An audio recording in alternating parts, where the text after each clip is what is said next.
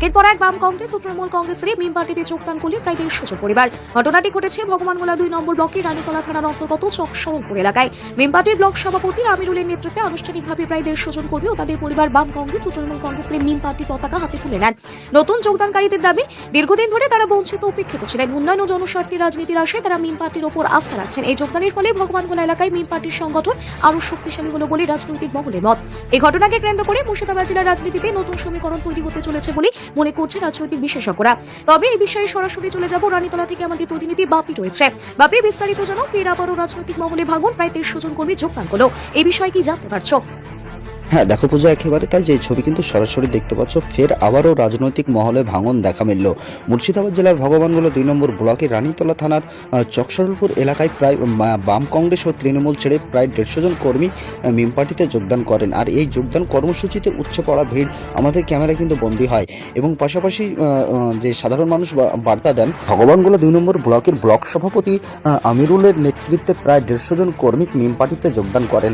এই কর্মসূচিতে উপচে পড়া ভিড় কিন্তু দেখা মেলে এবং পাশাপাশি এলাকাবাসী বার্তা জানান যে আগামী দিনে যেন এই যে দুর্নীতি চলছে আর সেই দুর্নীতিকে কিন্তু রুখতে আমরা তৎপর হব, এমনটাই কিন্তু বার্তা জানান। এবং এই নিয়ে ভগবানগোলা ব্লক সভাপতি আমিরুলের নেতৃত্বে প্রায় 150 জন কর্মী বাম কংগ্রেস ও তৃণমূল ছেড়ে কিন্তু মিম পার্টিতে যোগদান করে, এমনটাই জানা গেছে। আচ্ছা বাপি, অসংখ্য ধন্যবাদ। আপনারা শুনলেন টেলিফোন লাইনে আমাদের প্রতিনিধি বাপি সরাসরি লাইভে ছিলেন।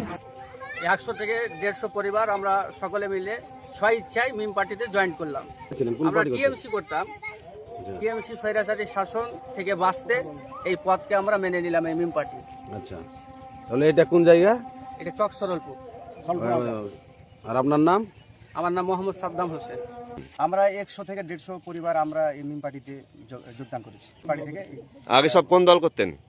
আমরা কংগ্রেস করতাম।